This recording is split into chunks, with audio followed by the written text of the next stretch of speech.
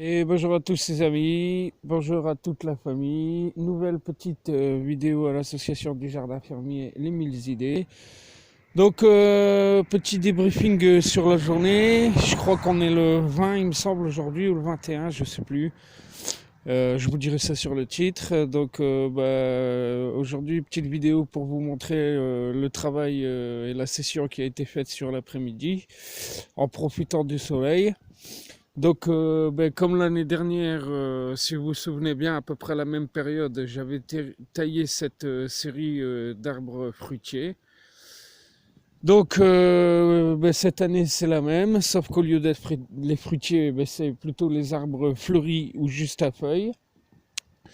Et puis, voilà, je vais faire le point un peu avec vous sur ce qui a été fait là durant une petite heure. Ouais, allez, 1h30, 2h grand maximum, hein, et encore 2 heures, je suis large. Donc on a commencé en fait par le lilas des Indes, ici présent, devant vous. Donc nouvelle coupe de cheveux pour cet arbre qui me refera, je pense, des jolis pousses au printemps. Donc voilà un peu ce qui a été taillé au niveau de lui. Donc pas beaucoup de branchage, mais en fait du bois très dur, très dense, très sec. Donc la tronçonneuse elle aime pas trop, mais bon, ça va, ça s'est bien passé plutôt quand même. Donc voilà. Ensuite, j'ai raccourci mon laurier thym. Donc là, ici devant vous, hein. Donc ça, je l'ai pas filmé le jour où je l'ai fait, mais je l'inclus dans le récapitulatif d'aujourd'hui. Donc là aussi, on avait un arbre qui montait très très haut et en fait qui faisait vraiment pas mal de nœuds au niveau des branchages. Donc c'est quoi des nœuds? En fait, comment je pourrais vous expliquer ça? C'est à force d'être taillé aux tailles et thermiques, sans se prendre la tête à faire une bonne taille aux coupe-branches. Vous avez par exemple une branche principale comme celle-ci là. Et au lieu d'avoir qu'une branche un peu aérée de temps en temps, ça fait vraiment une multitude de branches partout. Ce qui fait que si vous en occupez pas, vous pouvez plus tailler. Et en fait, l'arbre s'épuise et se fatigue lui-même parce qu'il y a trop de pousses autour des branches, quoi. Donc voilà, nouvelle coupe aussi de cheveux pour ce laurier thym qui, je l'espère, repartira beaucoup plus joli et en étant plus aéré au printemps. Toujours est-il que ça lui a fait du bien. Donc là aussi, j'ai opté pour une taille en boule, un peu comme les buis, hein, ou les forsythias. Je vous avais déjà expliqué dans mes précédentes vidéos.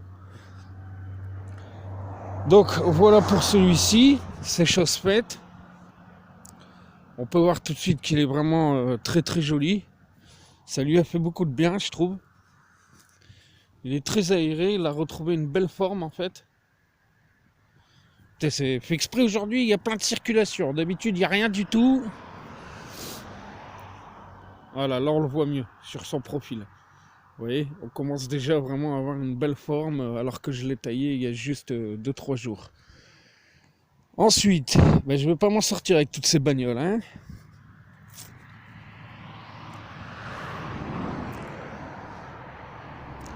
Alors ensuite, on a cette plante là aussi, dont j'avais eu le nom par mon ami Pierre Bourdieu ou Stéphane des Jardins de la Symbiose. Allez voir encore une fois de plus son profil sur son groupe Facebook où il montre toutes les diverses cultures qu'il fait en permaculture, hein. Donc sur ses conseils, voilà, il m'avait expliqué ce que c'était la plante. Moi, j'ai fait des recherches sur Internet pour savoir quand était le moment le plus propice à la taille. Donc je pensais l'hiver, mais pour celle-ci, eh ben non, pas du tout. Pour vraiment faire une taille rase, il vaut mieux attendre le début du printemps, parce que sinon, en fait, si on la taille court à l'hiver, le tronc va pourrir et elle s'en remettra pas, parce que c'est une plante du sud. Alors c'est souvent le genre de plante qu'on trouve en bordure des plages comme à Port-la-Nouvelle ou Mimizan. C'est des espèces de buissons très très fleuris avec une multitude de fleurs violettes parsemées partout, quoi. La fleur, elle fait penser un peu à de l'altea ou de l'hibiscus, mais c'en est pas du tout une, quoi. C'est vraiment une plante typique de bord de mer, mais que les parents de la propriétaire ont sûrement planté ici et qui a su s'adapter ici. Donc à mon arrivée, elle était complètement écroulée au sol, couchée par terre. Et grâce à l'attention que je lui porte et aux petites tailles légères successives que je lui mets, elle s'est à nouveau solidifiée et j'ai pu la redresser de plus en plus pour qu'elle redevienne beaucoup plus jolie et puis qu'elle se tienne fièrement bien droite, quoi. Alors bien sûr, elle a besoin d'un appui maintenant.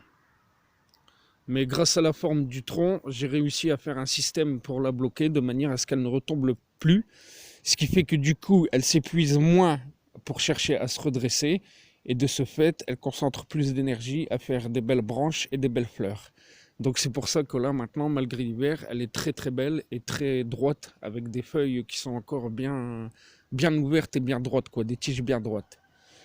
Donc voilà pour cette partie-là.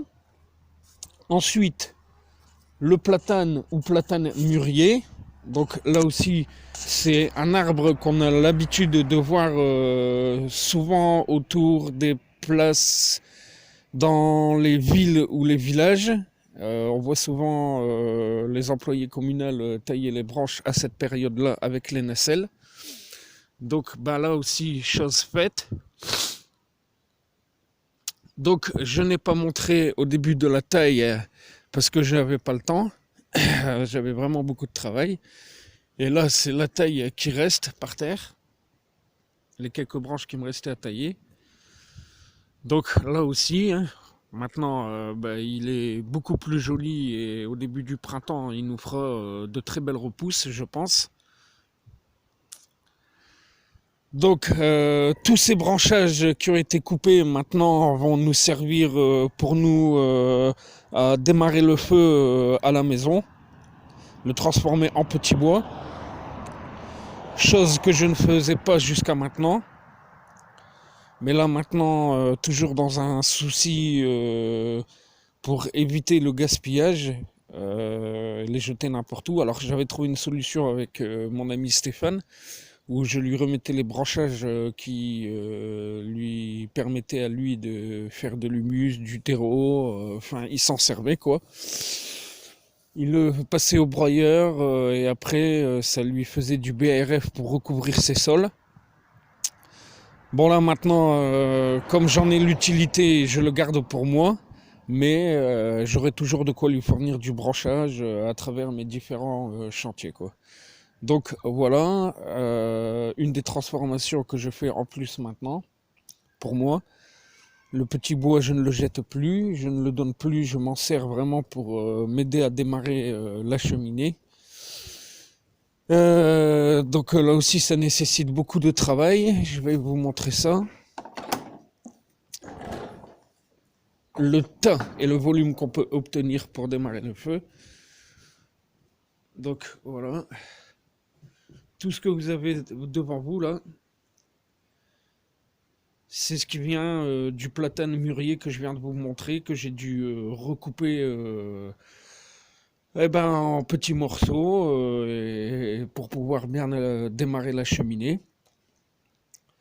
Et puis voilà, maintenant il est stocké dans un coin, il attend de sécher jusqu'à ce que viendra le moment où on s'en servira, quoi. Donc là aussi, ça fait partie de la récup et du tri, ou comment mieux se servir de ce qu'on a sur son jardin pour éviter de gaspiller un maximum et faire de la récup un maximum. Donc là aussi, c'est quelque chose de très très utile quand on a une cheminée. Donc après, ensuite, l'autre taille où je suis intervenu, et bien là aussi, c'est sur cette hortensia grimpant, qui encore une fois, grâce à mon ami Stéphane des Jardins de la Sabiose, j'ai réussi à obtenir le nom et savoir ce que c'était. Alors après, le nom scientifique, c'est pas exactement ça, mais tout le monde l'appelle hortensia grimpant, quoi. Donc voilà, rappelez-vous, je vous l'avais montré, c'est un arbre qui fleurit avec une multitude de petites fleurs blanches, et j'avais même fait des photos où on voyait les bourdons qui se posaient dessus pour la pollinisation. Donc bah, c'est celui-là. Donc là, l'année dernière, j'avais déjà taillé et aéré une première fois. Et là, c'est la seconde année où j'interviens sur une taille un peu plus grosse, mais qui sera la taille définitive. Je pense que je n'aurai plus trop besoin d'intervenir parce que là, maintenant, il est vraiment aéré au, au centre de l'arbre, quoi. Et bah, il est beaucoup plus joli comme ça maintenant, et donc forcément l'arbre va mieux respirer, il va moins s'épuiser, et je pense que la floraison sera encore plus spectaculaire quand ce sera le moment du fleurissement. Donc voilà, on peut voir où j'ai taillé aujourd'hui, hein. Ici, ici, bon, vous voyez la taille fraîche, quoi, hein. Donc là, c'était vraiment pour finir de bien bien l'aérer et finir de lui donner une jolie forme. Donc voilà, c'est chose faite. Et ensuite, j'ai terminé sur de l'abattage d'un gros arbre fruitier. Je vais aller vous montrer ça, la porcherie. Donc j'avais un prunier sauvage qui faisait des petites prunes jaunes, qui s'était vraiment éclaté au centre, dans le tronc, quoi, en fait. Et donc bon, bah il a fallu l'abattre parce que bah, il était vraiment mort, quoi. Ouais, ma gratouille. Ouais, ma petite mémère. Ouais, Fifi. Donc voilà, ça c'est ma gratouille qui m'a aidé. Elle est restée avec moi, même si elle a eu un peu peur. Donc ben voilà, là aussi grosse session à la tronçonneuse, hein. Et puis grosse session aussi après pour transformer tout ça en petit bois, quoi.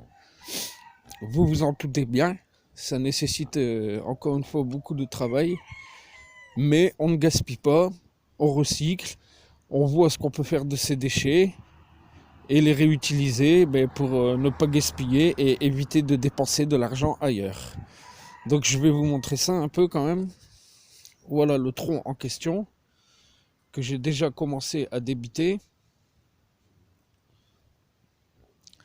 Alors après, il est évident que là, dans son état, c'est difficile de se rendre compte quelle hauteur il avait, mais il était à peu près comme celui-là, quoi.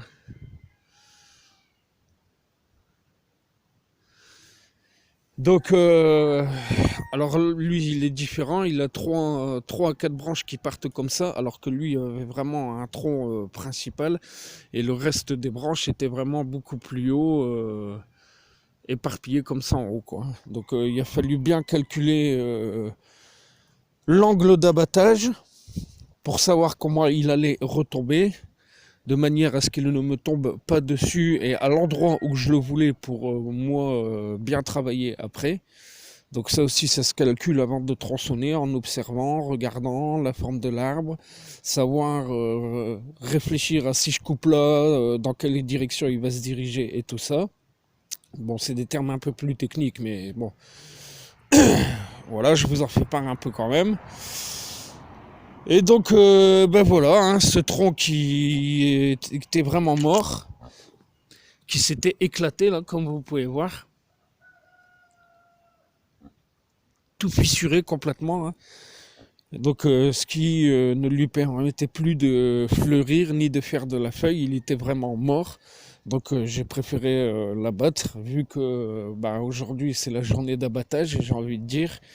On garde les tronçonneuses en main le temps qu'on est chaud. On essaye de faire un maximum d'abattage avant de s'arrêter et de se refroidir, quoi.